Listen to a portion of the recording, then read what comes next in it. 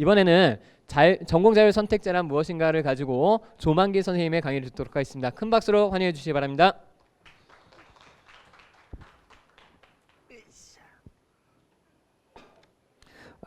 네, 안녕하십니까.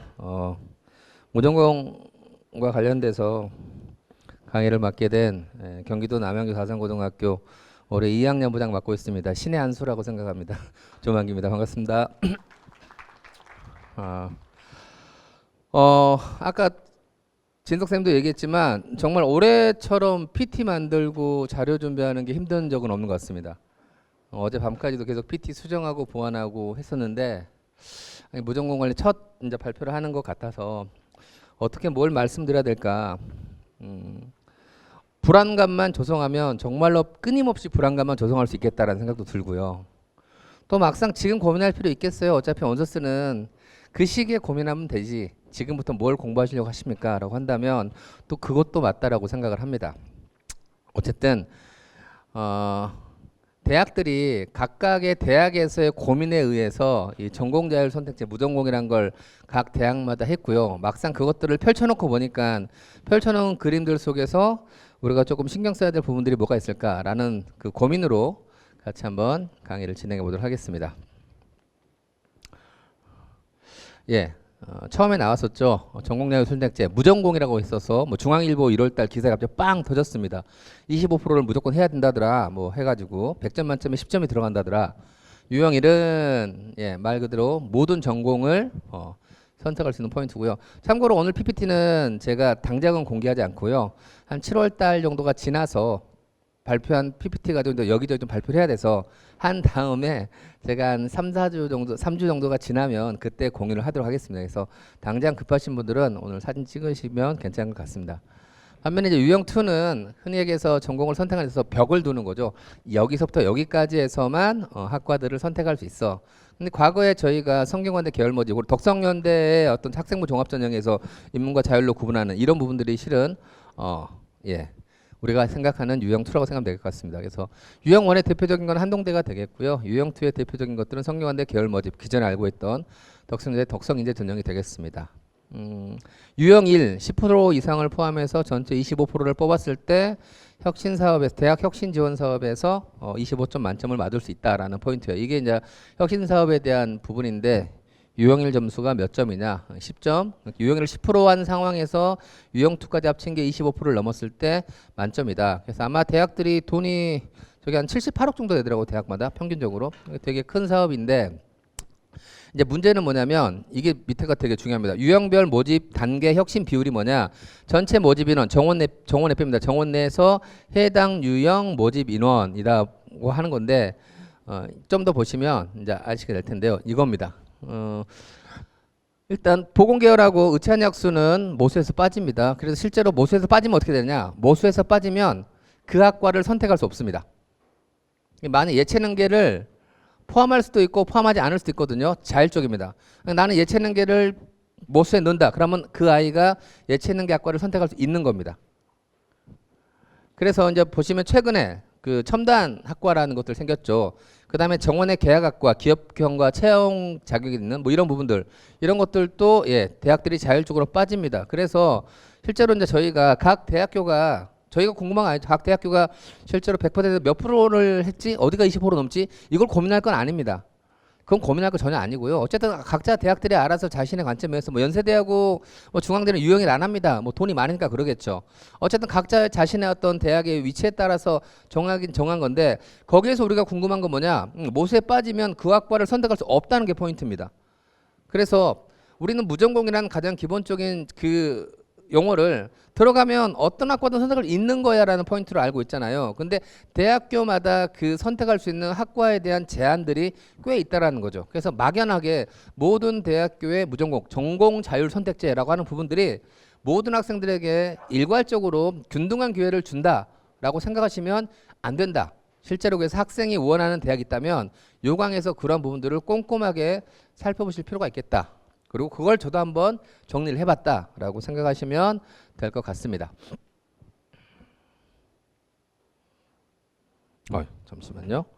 그래서 보시면 유형 1, 2의 전공 선택 범위에서 포함한 전공은 모수에도 포함되어야 함.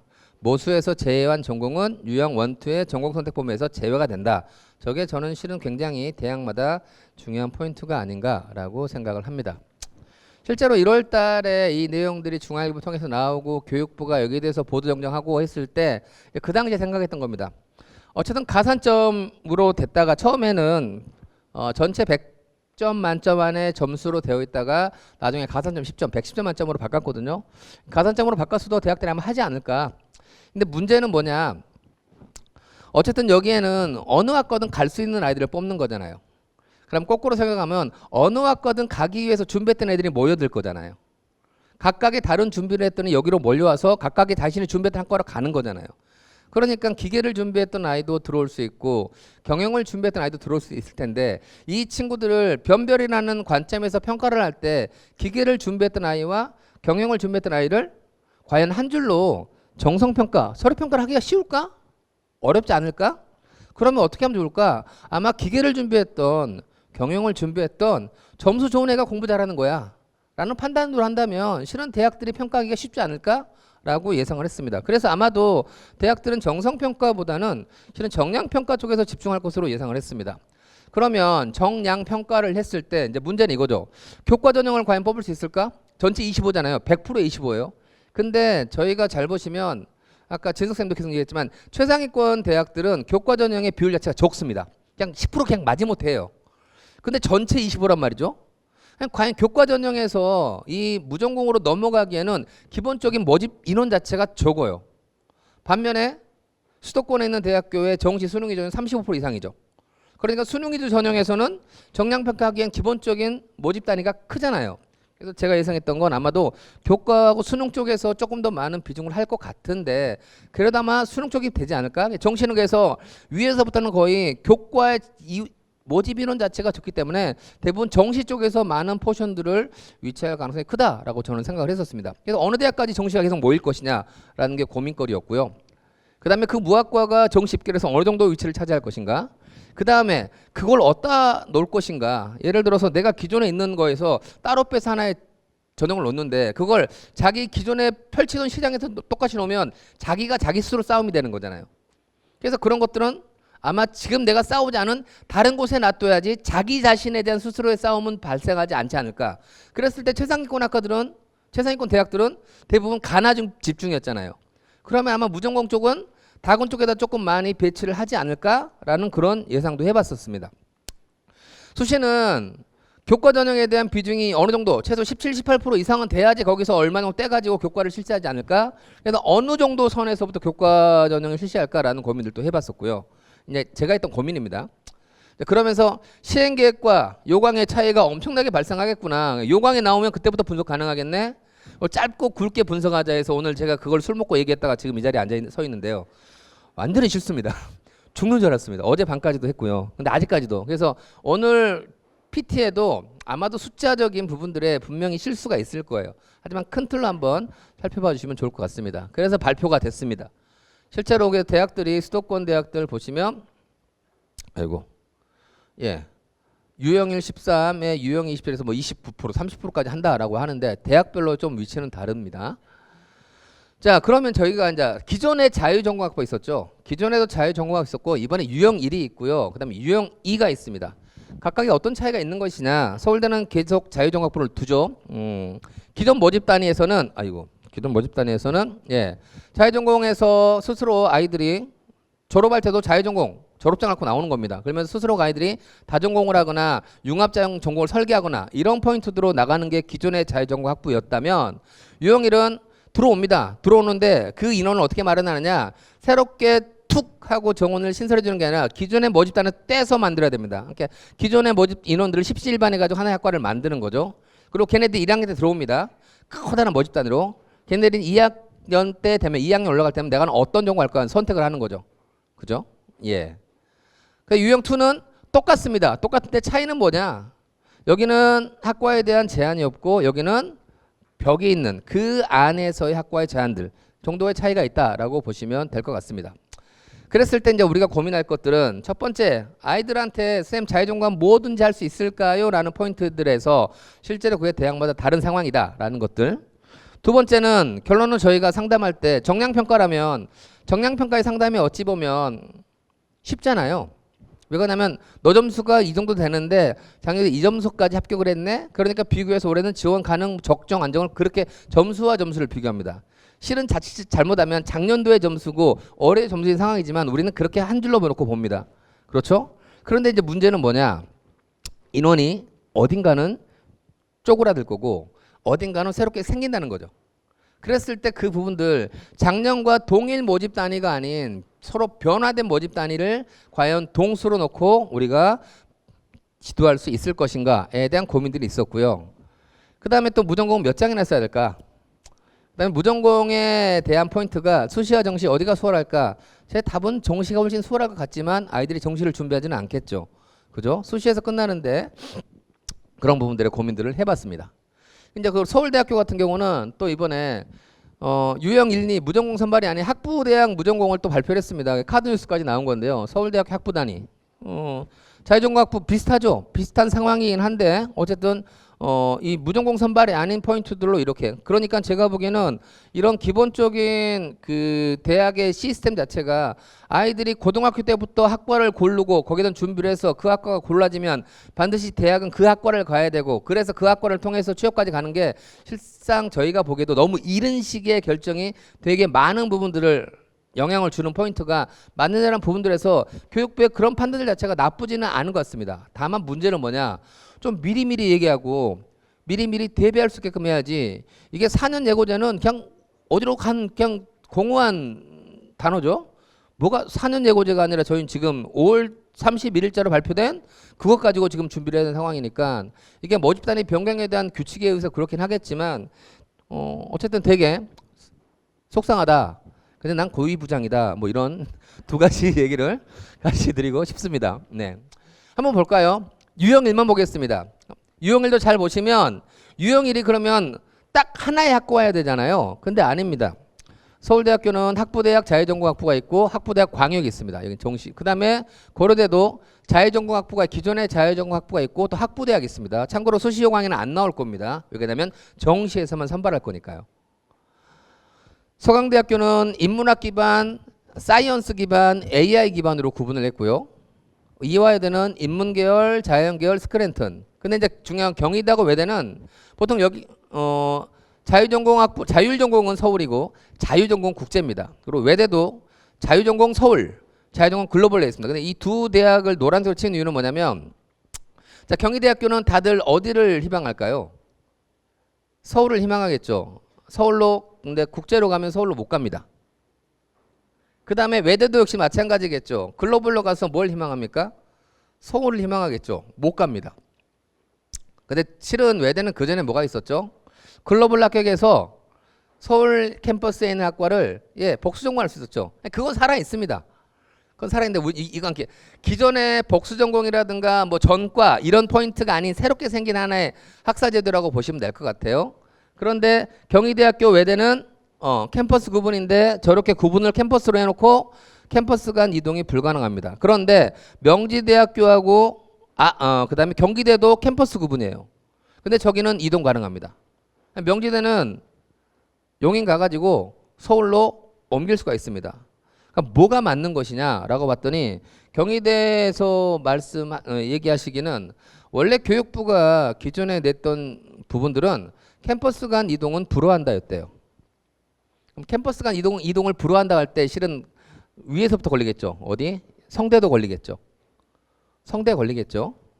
근데 상명대나 단국대 여기는 아예 그게 없고요. 근데 수도권 내에서 이 포인트인 것 같습니다. 그래서 근데 이것도 이번 사업도 되게 웃긴 게 총장들 불러놓고 하는 얘기, 처장님들 불러놓고 하는 얘기, 팀장님들 불러놓고 하는 얘기, 또 실제로 그 계획서 쓰는 담당자 놓고 하는 얘기가 다 달랐답니다. 근데 어쨌든 그런 부분들도 실은 아이들은 당연히 명지대학교 다 자연계열로 가서 서울 캠퍼스를 희망할 거잖아요. 그게 다르고 근데 기본적인 대부분은 자유전공인데 인문과 자연을 구분합니다. 인문과 자연. 그럼 이거 딱 보시면 어떻게 생각하시죠? 인문과 자연을 구분하면 저 부분에 의해서 아이들은 인문은 인문인가? 보통 우리 생각은 자연은 자연인가?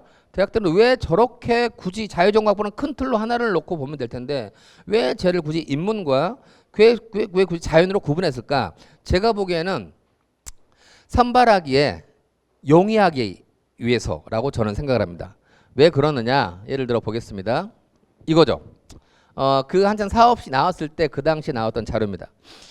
자유전공학부로 모집하되 계열을 구분하여 모집하고 나중에 이제 입학하게 되면 그때는 그냥 인문자에 상관없이 모든 걸로 자율 선택하면 유형을 인정할 수 있나요? 라는 질문에 오케이 콜이라고 나와 있습니다. 즉 뭐냐? 아까 얘기했죠. 경영을 준비했던 아이와 기계를 준비했던 아이가 같이 싸우게 되면 평가가 어려울 거잖아요. 근데 뽑을 때 당시는 경영을 준비했던 아이는 미디어를 준비했던 아이와 싸우게 하고 기계를 준비했던 아이는 신소재와 생명공을 같이 싸움을 시키면 그래도 문이과를 구분하는 상에서 우리가 과거에 얘기했던 전공 적합성 얘기할 때 그 당시 대부분 대학들이 불렀던 계열 적합성이라는 포인트들로 접근을 한다면 훨씬 더 평가하기는 수월해지겠죠.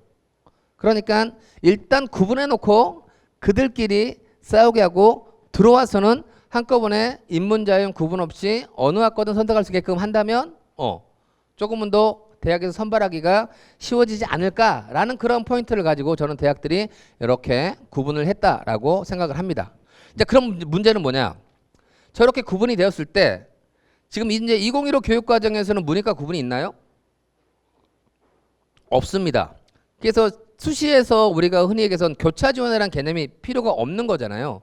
분명히 아이들은 저렇게 인문과 자연으로 따로 구분해서 선발을 하지만 아이들은 그럼 인문은 인문만 쓰고 자연은 자연만 쓰면 되는가? 그게 아니란 말이죠. 왜? 인문으로 가도 내가 원하는 학과를 갈 수 있고, 그죠? 그냥 저 부분에서 대학은 선발에 용이하도록 두 개로 구분해서 선발할 때 그 사이에서 어느 계열로 원서를 쓰느냐에 따라서 유불리가 발생할 수 있는 포인트가 있다는 겁니다. 유형2입니다. 유형2는 범위를 딱 이렇게 해놓은 거잖아요. 연세대학교 유형2는 보면 다 그냥 그 송도 캠퍼스에 있는 학과들입니다. 국제형, 국내 고전형. 반면에 고려대학교는요, 유형2가 공대밖에 없습니다. 자연계열밖에. 서강대학교는 인문학부, 사회과학부, 지식문화융합부 다 인문계열학과입니다. 뭐냐? 그러니까 제가 보기에는 유형2라는 포인트들도 학과별로의 어떤 그러니까 이 부분들이 과연 어디로 이동할 것이냐에 대한 어떤 이 상관관계를 고려해서 그런 것도 하지 않았을까라는 생각들을 합니다. 그리고 재밌는 게 중앙대 같은 경우입니다. 중앙대학교는 인문대학, 사회과학대학, 경영대학을 가게 되면 모든 학과를 선택할 수 있는 게 아니라 2학년 학과를 선택할 때 내가 원하는 학과에 전체 모집의 150% 안에 들어야 됩니다. 즉 1학년 때 가가지고 대충 엄벙덤벙 하다가 갑자기 성적이 안 좋으면 막상 2학년 때 내가 원하는 학과에 선택을 못하게 됩니다. 그런 포인트들도 세부적인 요강송에는 숨어 있다는 얘기죠. 또 건대는 재밌는 게 뭐냐? 건대 문과대학에서는 이 미디어 커뮤니케이션 학과와 문화 콘텐츠 학과를 선택할 수 없습니다. 근데 애들은 여길 갈 거잖아요. 애들은 가면 다 여기잖아요. 이과 대학에서는 경제학과를 선택할 수 없고요. 공과대학에서는 식량자원학과, 사회과학에서는 근데 여기는 그 재직자 전형이라서 선택하지 않을 겁니다. 그러니까 그 내부적인 요강상에는 이러한 포인트들이 디테일하게 숨어 있는 것들을 찾아내서 아이들을 지도한다는 게 저희가 갖고 있는 어려움이다라고 생각을 합니다. 동국대학교는 경찰사범대학에서 경찰행정학부를 선택할 수 있습니다. 제가 보기에는 여기는 다 경찰행정학부 학생입니다. 그죠? 다 그러겠죠. 저렇게 대학들이 유형수도 구분하고 있는데 그중에 가천대, 동덕여대, 세종대, 중앙대, 한국공학대, 그 다음에 지방고등국립대 중에서 경상국립대, 공주대, 전남대는 이 150%가 적용되는 학과를 운영하고 있습니다. 참고로 유형1은 구분할 수 없습니다. 유형1은 말 그대로 누구나 다 받아주겠다라는 포인트이기 때문에 안 되지만 유형2 같은 경우는 할 수 있다. 그래서 이런 대학교에 아까 가천대 나왔죠. 가천대학교도 교과에 하잖아요.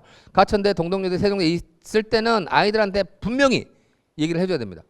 너 1학년 때 엄벙덤벙 놀면 네가 원하는 학과에 실제로 공부를 못할 가능성이 있어. 가서 되게 빡세게 공부해야 돼 라는 부분들도 같이 얘기를 하면서 아이들 진학 지도를 해야 한다라는 거죠. 그래서 유형1과 유형2 전형으로 과연 대학들은 어느 전형에서 몇 명을 뽑는지를 한번 쑥 정리를 해봤습니다. 물론 디테일하게 틀릴 수 있습니다. PT를 몇 후배한테 좀 같이 좀 받으려 했더니 여기 틀렸고요, 여기 틀렸고 해가지고 하다가 포기했습니다. 어쨌든 디테일. 자, 보시면 저는 항상 크게 경향성을 보자고요. 교과 전형입니다. 아까 말씀을 드렸다시피 이 대학교들의 교과 전형 비율 자체가 적습니다. 참고로 이건 전체 에서입니다. 17%, 11%입니다. 교과의 선발 비율 자체가 굉장히 적습니다. 그 다음에 두 번째가 수능입니다.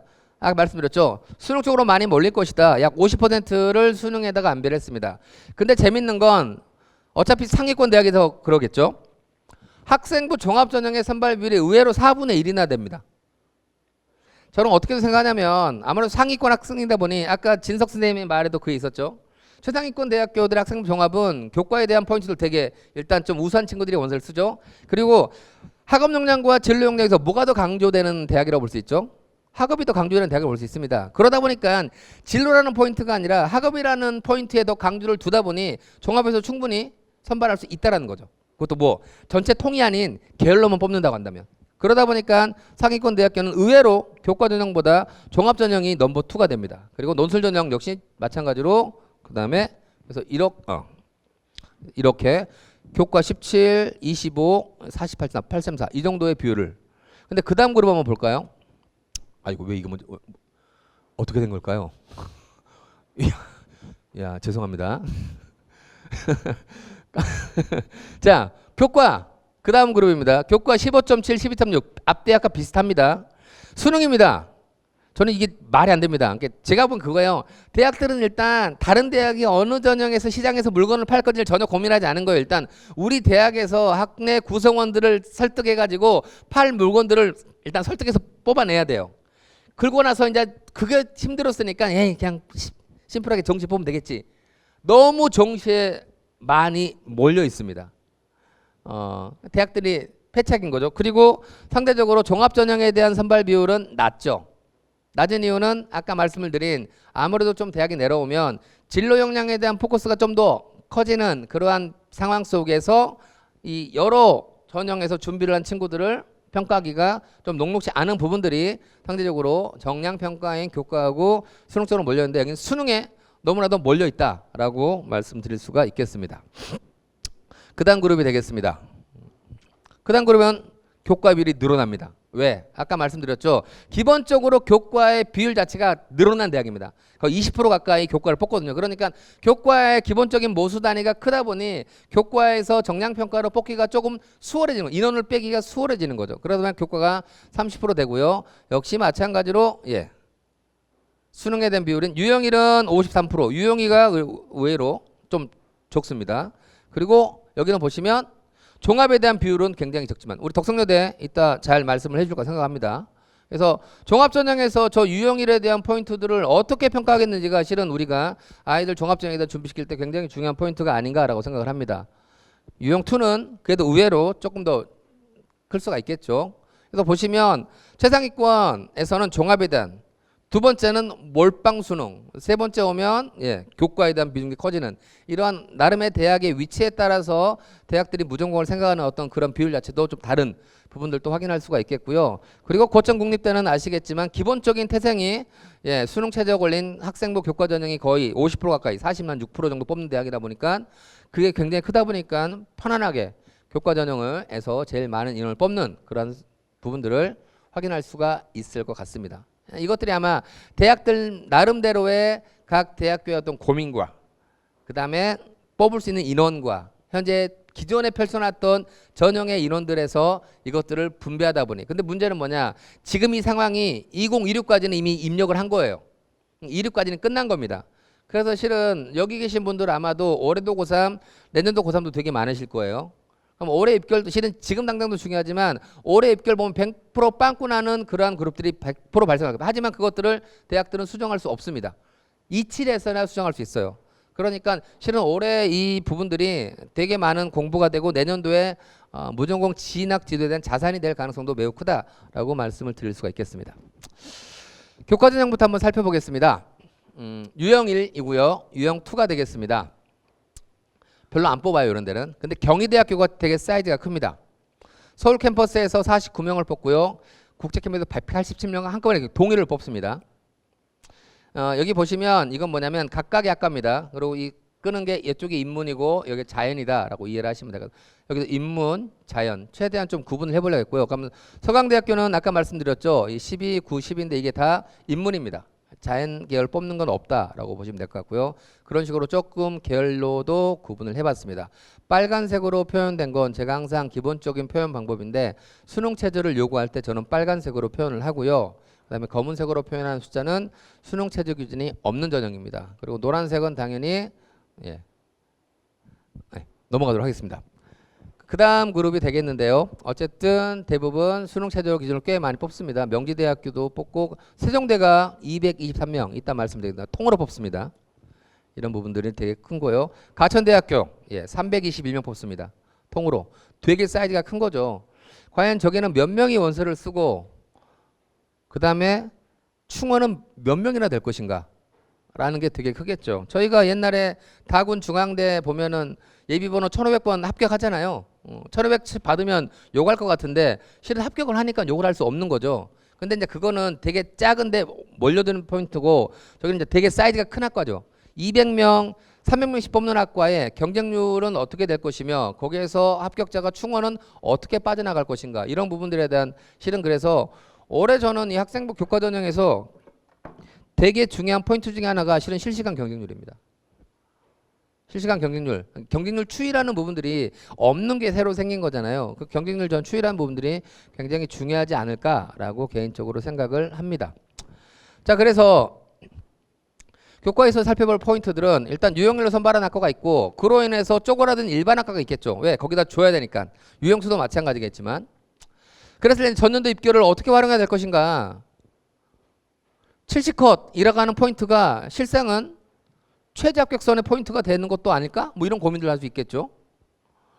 그 다음에 교과 전형에 서류평가 반영한 데가 있던데 어떻게 해야 되지? 그죠? 통으로 뽑으면 어떻게 해야 될까요? 아까 제가 종합에서 통으로 뽑았을 때 인문과 자연 준비한 친구들이 있는데 교과에도 실은 서류평가 반영 대학이 있는 거잖아요. 그리고 이제 제일 고민한 게 이거죠. 과연 새롭게 신설된 무전공학과의 합격선 위치는 어디가 있을 것인가? 전 개인적으로 최상위권학과를 갈 수 있는 친구가 굳이 무전공을 갈 필요가 있을까요? 저는 개인적으로 무전공의 합격선의 위치는 한 가슴 정도? 한 30에서 40% 정도 있지 않을까? 근데 이 부분들은 기존에도 우리가 성균관대 뭐 글로벌 경영, 글로벌 경제 이런 새롭게 생기는 굉장히 경쟁력이 높은 학과가 신설될 때도 그 학과가 신설된다는 포인트들은 앞으로 전망이 있다는 얘기거든요. 그죠? 앞으로 전망이 있다는 얘기인데 근데 중요한 건 처음에 신설될 때는 그 학과에 대한 전년도의 결과가 없기 때문에 지원을 꺼려야 합니다. 그러다 보니까 항상 최상위권 학과에 앞으로는 갈 거지만 초창기에는 항상 한 상위 30%대 위치하다가 이게 시간이 지나면서 위로 올라가는 양상을 보였거든요. 그건 첨단학과도 비슷하고요. 그래서 이 무전공 역시 마찬가지고 근데 이 무전공은 무조건 상위권으로 올라간다라는 포인트는 없습니다. 하지만 기본적인 포인트는 뭐냐면 이렇게 생각하는 거죠. 아이들은 그 무전공으로 들어와서 흔히 얘기해서 뭐 철학과나 이런 데를 가려고 무전공으로 들어오지는 않을 거잖아요. 무전공으로 들어온 이유는 뭐예요? 내가 원래 그 대학교에 제일 좋은 학과를 가고 싶은데 거기 점수가 안 된 애들이 거기로 들어와서 거기 가려고 놀아가는 거잖아요. 그럼 기본적으로 지원하는 그 선 자체가 최상위권 학과에 입결에 부족한 친구들이 원서를 쓰겠죠. 걔네들이 제일 많이 몰리지 않겠습니까? 그러니까 최상위권 학과 입결은 안 나오겠죠. 그죠? 그러니까 모이는 자체가 최상위 한 상위 한 20%의 학과 그리고 결론은 몰려갈 학과 그 학과에 대한 그 입결보다는 점수가 부족한 친구들이 기본적으로 몰려드는 상황들이 발생할 거라 예상하기 때문에 저는 가슴 명치 정도 30% 40%대의 위치에서의 아이들이 전반적으로 들어와서 합격선이 형성되지 않을까라고 예상을 하고 있습니다. 그럼 거꾸로 아이들이 무전공을 쓸 때는 안정, 적정, 소신 뭘로 써야 될까요? 아이들은 무전공을 뭘로 바라봐야 되죠? 무전공을 안정으로 쓸 필요는 없잖아요. 그죠? 무전공의 위치 자체가 저는 소신이라고 생각합니다. 내가 그 대학교에 가면은 저기를 못 가니까 가서 무전공으로 그 학과를 가야지죠. 왜 그러냐면 무전공은 결론은 아이들의 심리에서는 대학교의 제일 높은 학과를 공부할 수 있는 기회로 삼을 거잖아요. 근데 그게 점수가 안 되는 거잖아요. 그것 자체가 일단 기본적으로 아이들의 입장에서는 소신의 포인트를 맞추고 원서를 쓰는 게 되겠죠. 그죠? 물론 학과에 필이 꽂혀가지고 나는 모든 대학교에 그걸 하겠다. 근데 그러지는 않을 거라고 생각이 들어서 그래서 기본적인 위치는 저는 소신 정도에서 아이들이 원서를 쓰는 상황이 되지 않을까? 무전공 몇 장이나 쓸까? 뭐 다 지르면 몇 장 쓸 수 있겠죠. 그죠? 하지만 또 다 지르기에는 아까 보셨겠지만 모든 대 교과에서 쫙 줄을 쓰거나 뭐 이러지도 않잖아요. 그죠? 왜냐면 종합이란 포인트에서 무전공을 넣고 합격성을 가능하기는 되게 어려울 거라 생각합니다. 결론은 숫자인 거잖아요. 근데 아까 보시면 교과 자체가 실은 많이 안 뽑아요. 그러니까 무전공으로 막 지른다는 포인트들은 애매한 거죠. 아까 말씀드린 세종대라든가 가천대라든가 이런 사이즈가 큰 대학들이라면 거기를 쓰겠지만 그 주위에 있는 비슷비슷한 라인들이 그게 없어요. 그러니까 툭툭 하나, 왜냐면 아이들이 뭐 무전공으로만 툭 대학을 널뛰기로 쓰지는 않을 거잖아요. 그러니까 집중하는 비슷한 라인의 대학에서 한 상위 9개나 10개 정도 대학에서 6개를 고를 텐데, 그죠?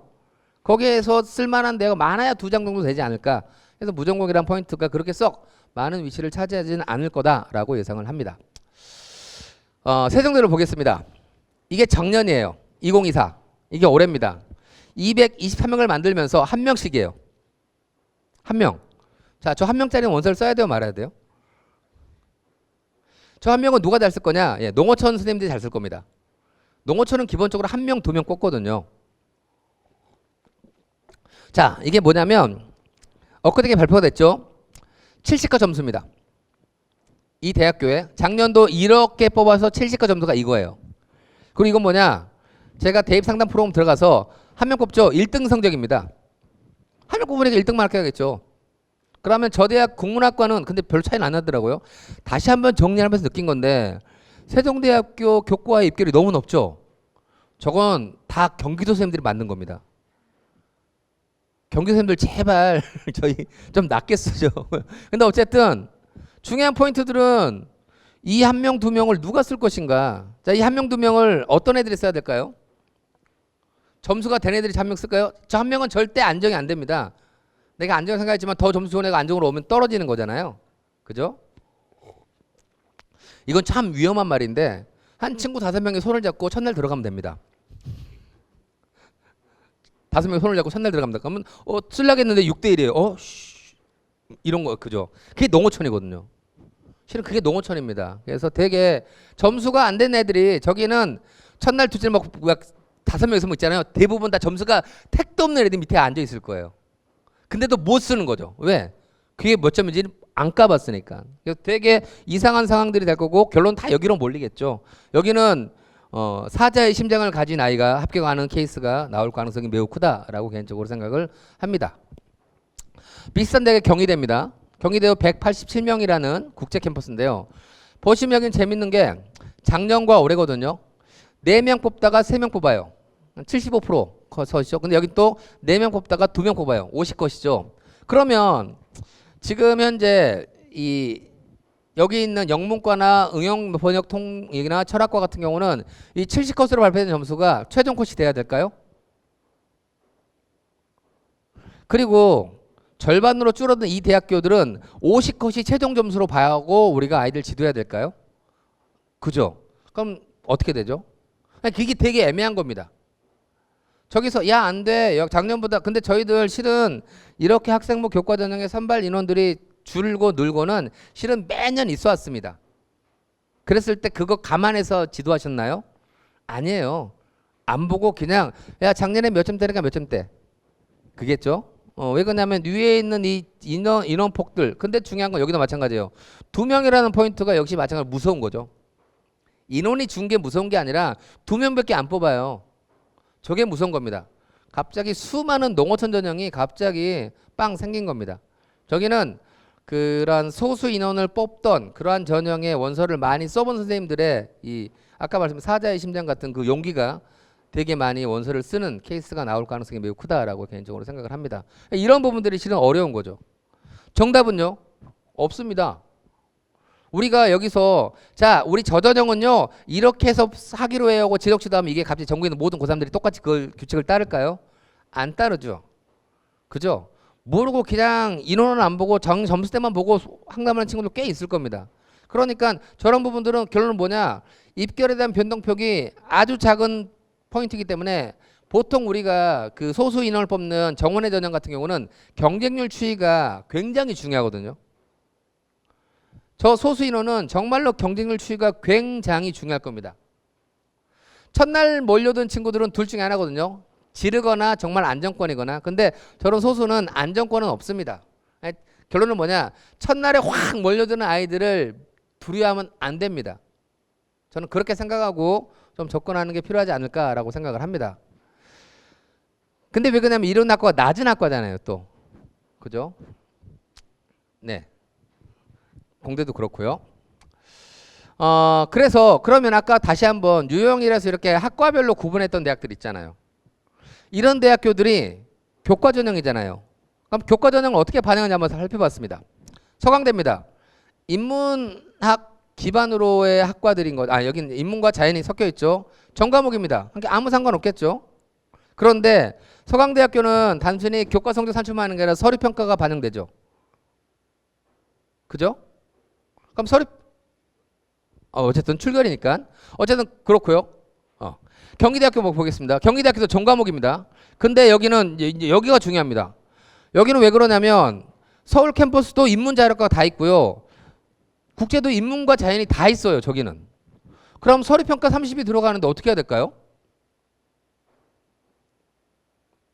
물어봤더니 이겁니다. 각각의 아이들의 준비한 학과는 보이겠죠. 그 준비한 학과에 대한 준비도로 평가를 하겠다는 겁니다. 경영을 준비한 애는 경영적으로 얼마 준비했는지, 공대를 준비한 애는 공대를 준비를 얼마 했는지라는 포인트를 보겠다는 거죠. 근데 실은 그게 좀 그렇잖아요. 근데 어쨌든 그렇게 보겠다라는 거죠. 외대입니다. 외대도 포인트가 뭐냐면 자유전공하고 글로벌에는 자연계열학과가 있죠. 공대가 있죠. 그런데 어떻게 해서 반영하느냐? 국영수 3만 반영합니다.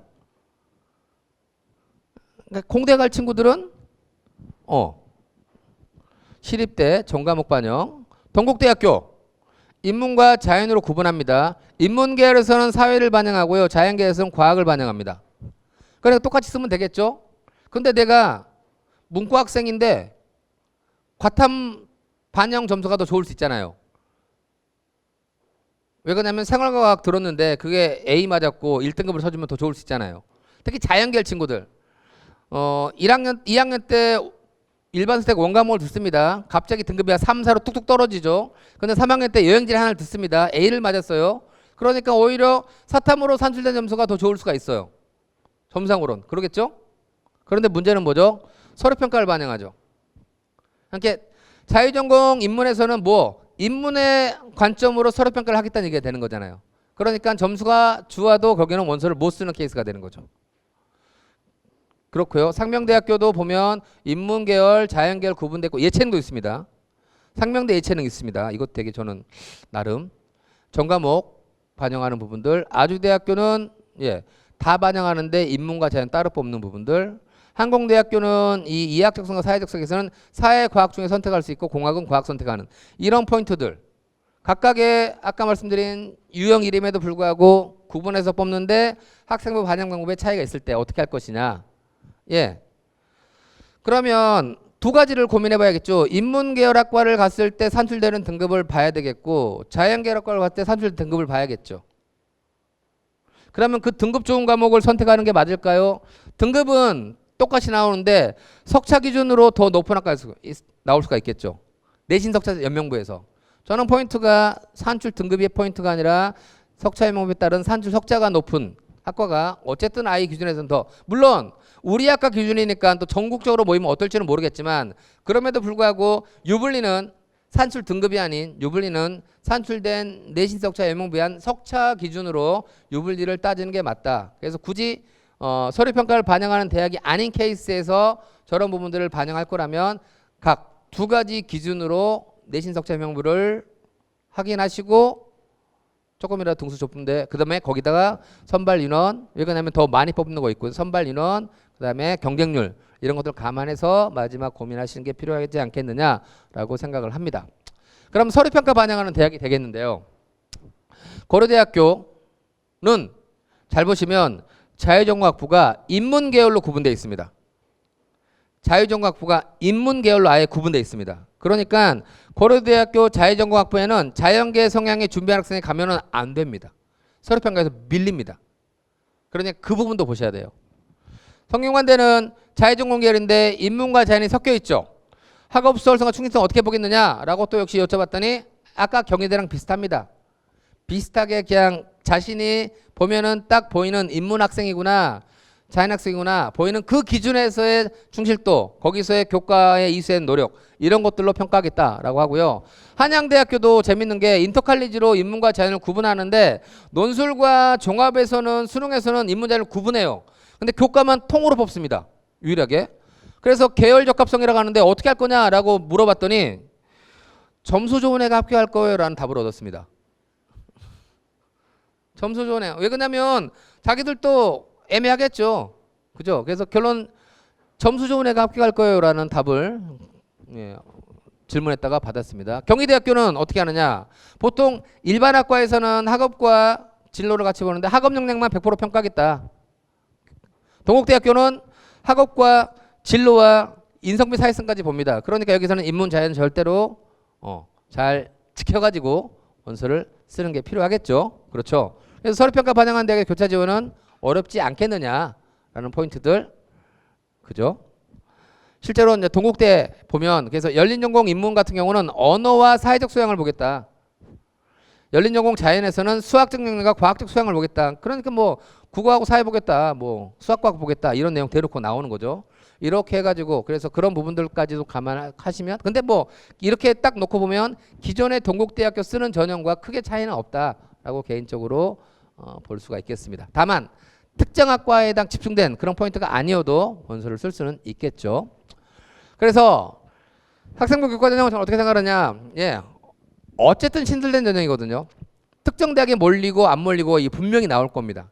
근데 보시면 담임선생님 입장에서는 그냥 아이만 상담받으면 그냥 큰 틀에서의 이 전반적인 대학교의 전형에 대한 흐름에 대한 빵꾸나고 부분들을 체크가 어렵습니다. 아마 3학년 부장님께서 그런 부분들 좀 컨트롤하면서 야 A 대학 좀 빠진 것 같다. 거기로 좀 몰려라.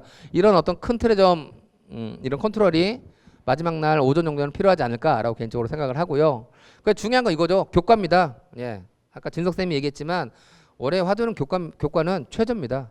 실은 우리가 무전공이 마치 아무것도 안 해도 되는 어차피 수능시간 똑같이 3합7, 3합8 충족해야 됩니다. 결론은 그런 포인트가 훨씬 더 중요하지 않을까라는 생각들이 들고요. 또 하나 포인트가 뭐냐면 얘네들이 이렇게 빠져나갈 때 아까 제가 경쟁 대학을 유형 1만 보자면 툭툭 떨어져 있습니다. 근데 유형 2까지 보면 연결되는 이 큰 틀의 모집단이 꽤 보일 겁니다. 그럼 아이들은 어떻게 이동할 것이냐는 포인트도 되게 중요하거든요.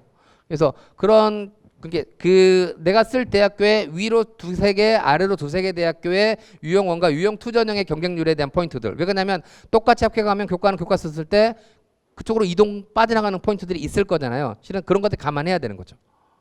그리고 저희가 모든 고등학교에서 보시면 자연계열 친구들이 훨씬 더 성적 좋은 친구들이 많죠. 근데 대학에서는 인문자연 절반 뽑고 있죠. 근데 무전공은 그래서 인문자연 모두 올 수 있잖아요. 모두 올 수 있지만 실제로는 누가 더 숫자가 좋죠? 자연계 숫자 좋은 친구가 더 많잖아요. 그러니까 같이 싸웠을 때 자연계 친구들의 합격률이 더 높겠죠. 그러니까 인문, 자연 반반에서 뚱 무전공을 만들었는데 실은 이것도 누가 가져갈 가능성이 크다. 자연계 친구들이 가져갈 가능성이 매우 크다. 자연계 친구 입장에서 조금 더 숨통이 튀었고 문과 친구 입장에서는 어쨌든 자신의 파이가 좀 줄어든 상황으로 해석할 수 있겠다라는 생각도 들고 아까 말씀드린 무전공으로는 결론은 자신의 원학과를 갈 수 없는 성적대의 소신 지원자가 저는 거의 대부분이지 않을까라고 예상을 해보겠습니다. 종합입니다. 누가 평가할까? 전임이 평가할 것인가 위촉사정이 평가할 것인가가 전 되게 중요하다고 봅니다. 왜? 나는 공대 교수예요. 그럼 누가 좋아 보이겠어요? 공대 애들이 좋아 보이겠죠. 그 다음에 문과 친구들의 상황이 좋은지를 모르겠죠. 되게 중요하다고 보고요. 근데 개인적인 지원자는 어떤 학과에서 공부할 수 있다라는 신념을 가지고 원서를 쓴다는 얘기는 나는 미리 그 학과에 준비를 했지롱 이란 아이들이겠죠. 그죠? 그리고 진로 역량이랑 포인트를 어떻게 해석할 것인가 중요한 생각이 드는 거고요. 그리고 무전공을 지금 준비하는 애들은 없겠죠. 난 지금 무전공 준비해서 왜? 아무것도 안 했거든요. 이런 애들이 있겠죠. 그러니까 어느 것도 색깔이 없으니까 난 무조건 준비자다라고 생각하면 잘못된 판단인 거죠. 그렇죠? 그 다음에 진로 역량이라는 포인트가 어쨌든 무전공에서는 줄지 않겠느냐. 그럼 자연스럽게 비율은 그대로 있더라도 거기에서 큰 틀의 변별을 하기는 어려우면 거기에서의 어떤 중첩되는 부분이 많으면 자연스럽게 하급역량 쪽에서의 어떤 변별의 포인트가 훨씬 더 커지지 않겠느냐. 그건 거꾸로 합격선이 올라가는 효과로 연결되지 않을까라는 생각도 들 것이고, 그 다음에 이제 궁금한 게 저는 그 다음에 이제 우리 김지훈 사정관님 말인데, 과연 무전공 이런 전반적인 뽑았을 때는 어떤 활동을 가장 긍정적으로 볼 것이냐가 중요하겠죠. 지금까지는 사회가 우리 공대니까 너 일로 와봐 문제 풀고 그다음 뭐 실험하고 이쪽이 포인트였다면 전체적인 포인트에서는 그것도 중요하지만 뭐 이런 여러 가지 있지 않을까. 이 부분들에 대한 대학들의 저는 포인트가 되게 좋고, 마지막으로 아직 사망 이렇게 생기부가 남았는데 그러면 남은 기간 동안 어떻게 준비를 시켜줘야 할 것인가, 이런 고민들도 좀 필요하지 않을까 생각을 합니다. 제가 몇 분에 끝나죠? 감사합니다. 그래서 종합적으로 한번 정리를 쭉 해봤습니다.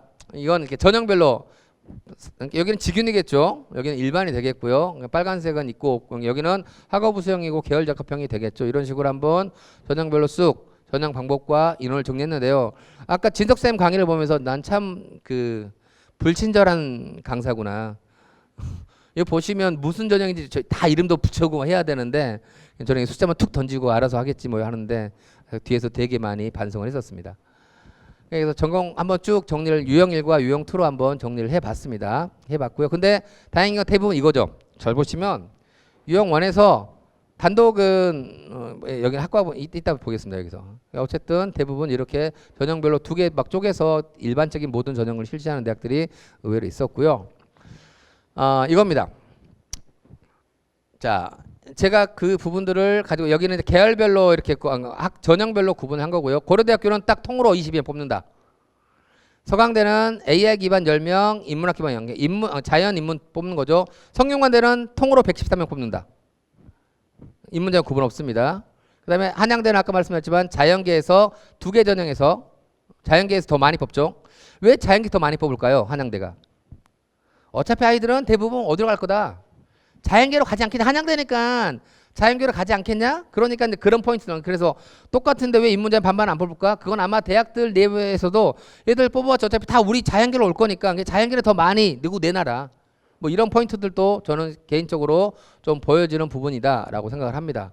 그래서 그렇게 통으로 뽑는 대학교, 고려대, 성균관대, 경희대, 건대, 덕성, 가톨릭, 이렇게 한양대, 에리카가 전체 인문자연 구분하지 않고, 인문자연 이렇게 구분하지 않고 통으로 뽑습니다.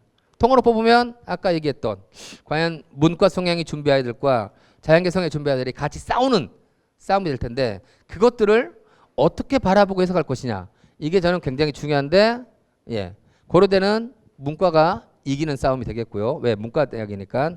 그런 부분들을 좀 고민해야 되지 않을까. 근데 이제 경희대 요강을 보니 일반학과하고 자율전공학부에 대해서 진로 역량을 여기는 자기주도 역량이라는 포인트들로 새롭게 정의를 하고 있습니다. 자기주도 역량. 여기는 자신의 진로와 전공에 대한 탐색이요. 전공에 대한 탐색이지만 여기는 자기주도적인 탐색 노력과 준비 정도. 그러니까 여기도 아까 얘기했지만 무전공의 포인트는 뭔가를 하긴 해야 됩니다. 계속. 안 하면 안 돼요. 자기주도 교과 이수 노력.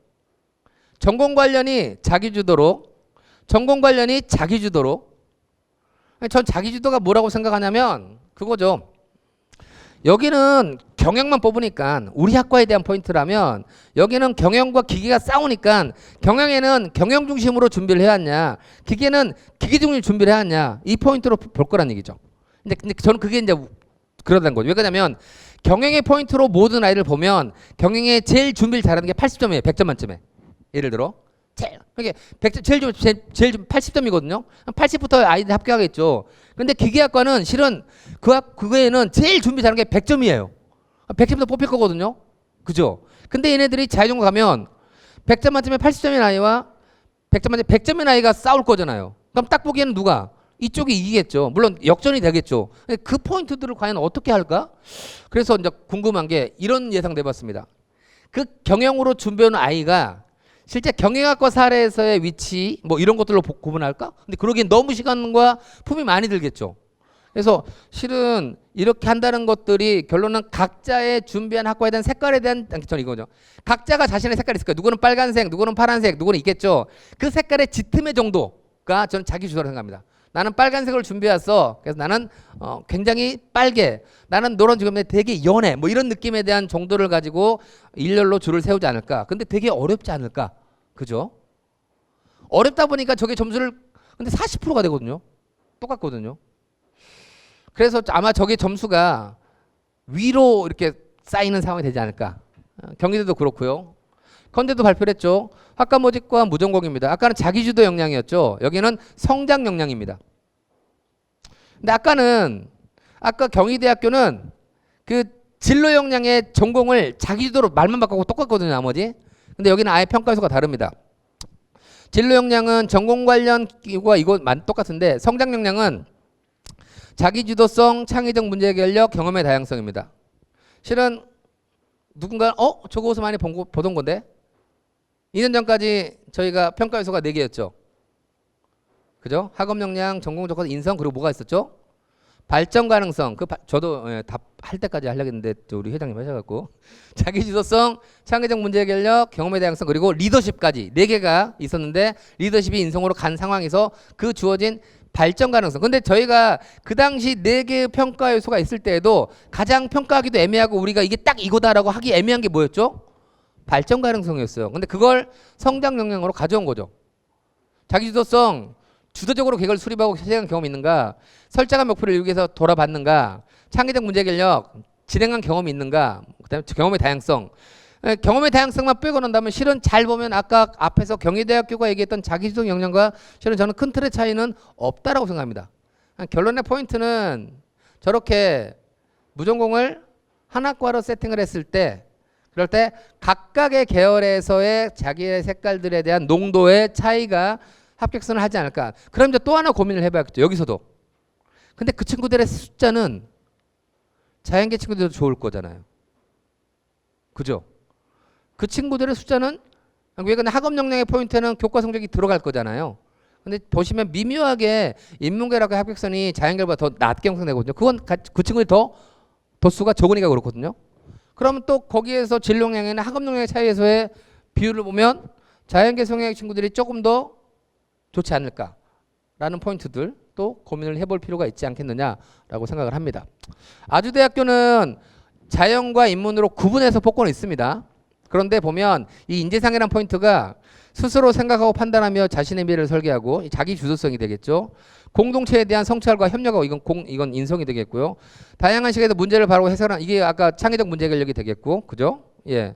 큰 틀에서 비슷하게 어떤 발전 가능성 옛날에 없었던 그 포인트를 가지고 대학들은 선발하지 않을까. 다만 자연 인문을 뽑으면 인문은 인문끼리 자연은 자연끼리 싸우는 상황 속에서 그 안에서의 색깔들을 보니까 조금은 더 대학 입장에서는 선발하기가 편하겠다라는 생각을 가졌습니다. 문제는 이거지 않을까요?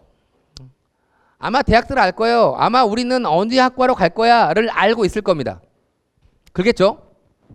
그러면 아마도 우리가 건대 오면 당연히 생명으로 대들이 몰려갈 거잖아요. 건대는. 그러면 아예 몰려갈 거니까 미리 뽑을 때도 생명의 아이들을 많이 뽑을 것인가? 그게 애매한 거죠. 그러니까 위에는 알겠는데 그 위에 있는 포인트들이 과연 넘버 2의 평가에서도 영향을 미칠까라는 고민들을 좀 물어봐야 될 것 같습니다. 그리고 무전공을 위해 준비한 생기부는 없다. 그러면 앞으로 어떻게 준비해야 될 것인가? 그건 이제 이따 좀 도움이 될 것 같고요. 그 다음에 기존에 지금 저희는 코로나 지나고 서류 관서 지나면서 읽을 거리가 사라진 상황 속에서 그럴수록 더 이 친구가 어느 학과를 가고 싶다라는 그 색깔들을 더 드러내기위해서 노력하는 생기부를 지금까지 만들어 왔잖아요. 그죠? 이 부분들과 과연 지금까지 무전공 선발이 맞는 것인가? 그죠? 그래서 우리가 생각하는 포인트들과 대학이 생각하는 포인트가 다르지 않을까라는 것들. 예를 들어 엊그저께도 명지대학교 가서 얘기를 했는데 명지대는 자연계열 학과 있잖아요. 그럼 자연계열 학과에 용인 캠퍼스는 자연계열 학과가 몰려있죠. 그러니까 명지대학교는 당연히 누가 원서를 쓸 거예요? 자연계열 아이들 원서를 쓸 거야라고 생각을 하는 거죠. 대학 입장에서는. 그냥 우리는 자연스럽게 용인 캠퍼스지만 자연으로 뽑으면 되겠지. 근데 아이들은 그렇게 생각하지 않을 거잖아요. 내가 서울 캠퍼스를 못 가요. 그래서 뭘로 가요? 일단 용인 가요. 그래서 2학년 때 뭘 골라? 서울로 골라. 그래서 나는 인문 성향이지만 무전공이니까 저기로 갈 수도 있는 거잖아요. 그죠? 그러니까 대학이 생각하는 포인트들과 실제로 학생과 학부모와 교사가 해석해서 원서를 쓰는 포인트가 다를 수도 있다. 물론 그러면 대학이 더 중요하겠죠. 대학들의 그런 좀 부분들에 대해서 좀 더 선명하게 저희가 조사해서 다시 한번 자료를 좀 정리하고 축적할 필요가 있겠다라는 생각들을 개인적으로 가졌습니다. 논술입니다. 빨리 넘어가겠습니다. 논술 뽑는 대학들이 유형 1과 유형 2가 있고요. 논술 뭐 인원들 한번 구분을 해봤고요. 재밌는 건 유형 1입니다. 고려대학교는 아까 계속해서 인문계열학과라고 했죠. 그냥 논술이 인문 논술입니다. 근데 성균관대는 인문 자유롭지만 논술 뽑을 때는 수리 논술을 뽑습니다. 이거 자체가 성대는 그죠? 그냥 수리 논술입니다. 한양대에는 인문 자유 다 있고 경희대학교는 사회계열 논술, 외대는 인문 논술, 건대는 통합 논술입니다. 통합 논술 보시면 국어 문제 하나 있고 수학 문제 하나 있습니다. 수원과 수투 기존에 저는 표 통계 처리 문제가 아닌 새로운 수학 문제거든요. 그죠?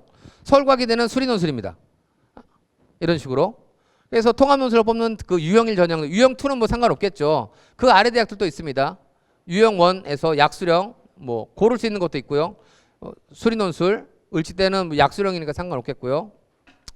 이런 여러 가지 포인트들이 있습니다. 그래서 논술로 준비하는 여기는 뭐 선택하는 포인트 있습니다. 우리는 알아서 니가들이 올 때 둘 중에 하나를 골라. 서울예대도 인문 논술이고요. 저런 식으로 논술에서도 저 유형 1에서도 각각의 논술을 보는 선택의 포인트가 다르다.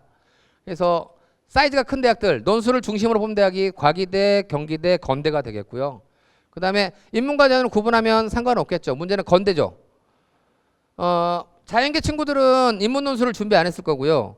인문계 친구들은 수리 논술을 준비 안 했을 겁니다. 근데 건대 논술을 준비하기에는 거기밖에 안 봐요.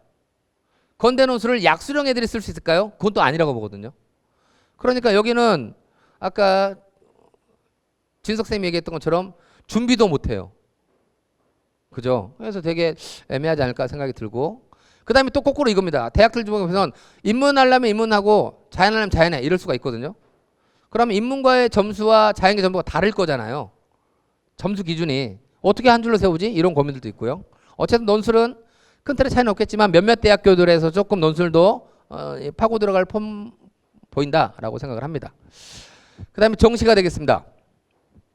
유형 1과 유형 2가 있는데 정시는 아까 말씀을 드렸다시피 굉장히 많은 비중들을 차지하고 있습니다. 특히 유형 1도 마찬가지, 유형 2도 마찬가지고요. 근데 사이즈가 큰 대학들 보이죠, 이렇게. 사이즈가 큰 대학들 보입니다. 특히 저는 이제 문제가 되는 게 광운대라든가 국민대라든가 528명, 300명이거든요. 이런 대학들이 과연 그때까지 그래서 정시 같은 경우는 제가 보기에는 실제로 의외로 정시가 쉬울 수 있겠다. 5월 4등급 쓸 때가 되게 많지 않을까?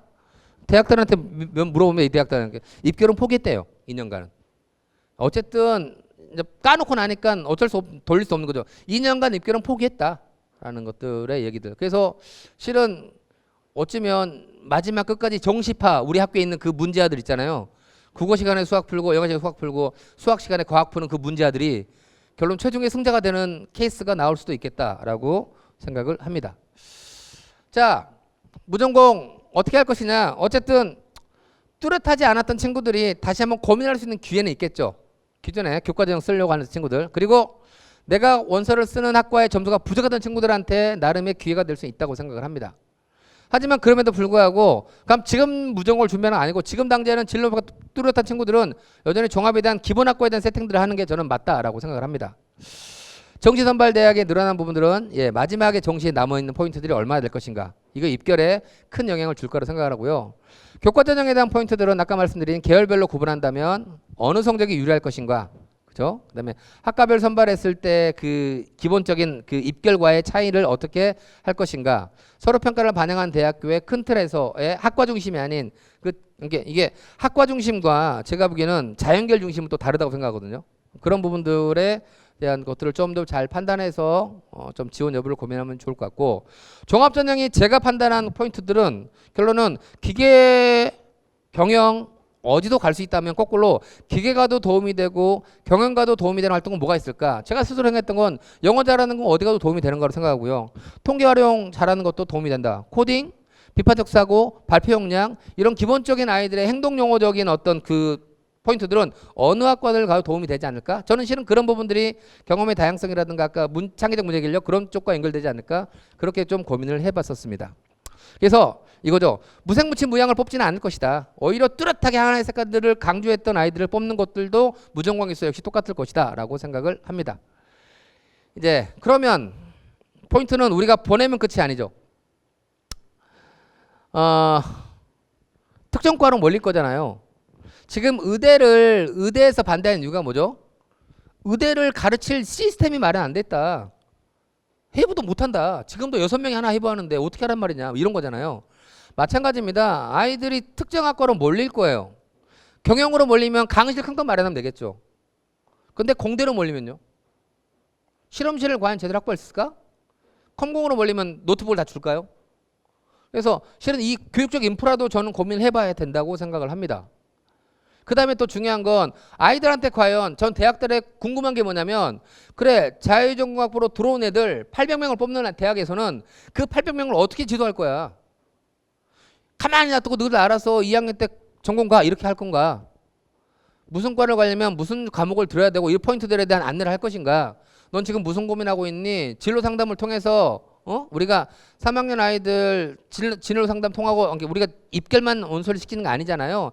뭐하냐? 야 그래서 안 되면 군대라도 갈래? 뭐해서 뭐 여러 가지 얘기하다가 대학에 대한 진로에 대한 고민을 하면서 아이 상담하는데 과연 대학교들은 2학년 때 전공을 선택할 때까지 그 전과제 과정에서 몇 번의 상담의 기회를 줄 것이며 어떤 교육적 인프라를 통해서 아이가 학과를 선택하는 데 도움을 줄 것인지에 대한 실은 이 부분이 제일 중요합니다. 왜 그러냐면 무전공학과는 제가 보기에는 딱 2025, 2026 끝나잖아요. A대학과 B대학의 좋은 사례, 나쁜 사례가 팍 퍼질 겁니다. 저기 가면 망해요. 애들이. 그리고 그건 단순히 그 포인트가 아니라 그 대학교는 그러면 다 나올 겁니다. 왜 그러냐면 내가 원하는 학과를 못했으니까 무전공을 합격했던 경험이 있으니까 또 무전공으로 다시 들어가겠죠. 저는 이게 제일 크다라고 생각합니다. 남자들이죠. 1학년 때 엉벙덤벙하고 2학기 때 이제 군대 가려고 막 술 먹기 시작하는데 그때 학과를 선택해야 돼요. 그리고 학과를 선택하고 갔다 왔는데 전혀 모르는 애들과 다시 싸워야 돼요. 남학생들이 조금 더 위험하지 않을까 생각이 들고 첨단학과, 융합전공, 기초학문 이런 것들에 대한 전반적인 우리가 좀 고민도 해봐야 되는 거 아닌가? 라는 생각들이 드는 거죠. 취업에 대한 포인트들을 가지고 아이들은 고민을 할 건데 그러면 어떤 것들에 대한 부분들도 우리가 미리 알고 자유전공학부의 아이들을 지도하는 게 맞지 않을까 생각이 들고 또 그거죠. 여기는 학과 중심으로 막 움직여요. 뭐 각자 막 그 축제 때 막 자기 학과 막 모여서 막 주막하고 뭐 이러면서 소속감 있을 거잖아요. 800명짜리 자유전공학부에서는 뭘 할까요? 그리고 걔네들이 그 학과가 아니잖아요. 다시 들어가야 되는 거잖아요. 2학년 때. 이미 거기는 똘똘 뭉쳐 있어요. 소심한 아이. 과연 들어가서 살 수 있을까? 뭐 이런 여러 가지 고민들도 실은 해봐야 되는 거 아닌가. 그리고 이제 마지막은 대학들이죠.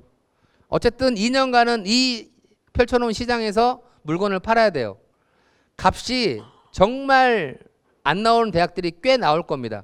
그랬을 때 2027에서 어떤 변화가 또 있을 것인가. 근데 그 2027 변화는 실은 그 다음 2028 가기에 딱 한 개의 단계거든요. 실은 그 부분도 대학들은 되게 큰 고민이 물론 이게 대학들이 하라고 해서 했겠습니까? 그러면 위계가 문제죠. 근데 어쨌든 그 문제가 올해 되게 어려움을 겪을 거라고 생각이 드는 거고요. 강의의 포인트는 이겁니다. 어차피 저희가 아까도 처음에 소두에 말씀을 드렸지만 지금 원서를 쓰는 건 아닙니다. 근데 제가 어쨌든 첫 화두를 던지는 강의라고 생각이 들고요. 또 수많은 우리 진학 전문가들이 또 저와 다른 시각에서 이 무전공에 대한 여러 가지 정보들, 자료들을 만들어내지 않을까라고 생각을 합니다. 그런 자료들이 모이다 보면 자연스럽게 큰 틀에서 이러한 포인트로 상담하는 게 제일 적합하지 않겠습니까? 라는 어떤 나름의 대원칙 정도는 정해진 상태에서 우리가 아무래도 2학기 시작되면 상담은 진행할 수 있는 그 정도의 역량은 저희 공교육에 있다고 생각합니다. 그래서 그때까지 조금은 기다려 주신다면 좀 더 편한 상담을 할 수 있게끔 저희들이 노력하는 사람들이 많은 그러한 우리 이런 환경이 저는 구축될 거라고 생각하면서 오늘 준비한 강의 마치겠습니다. 감사합니다.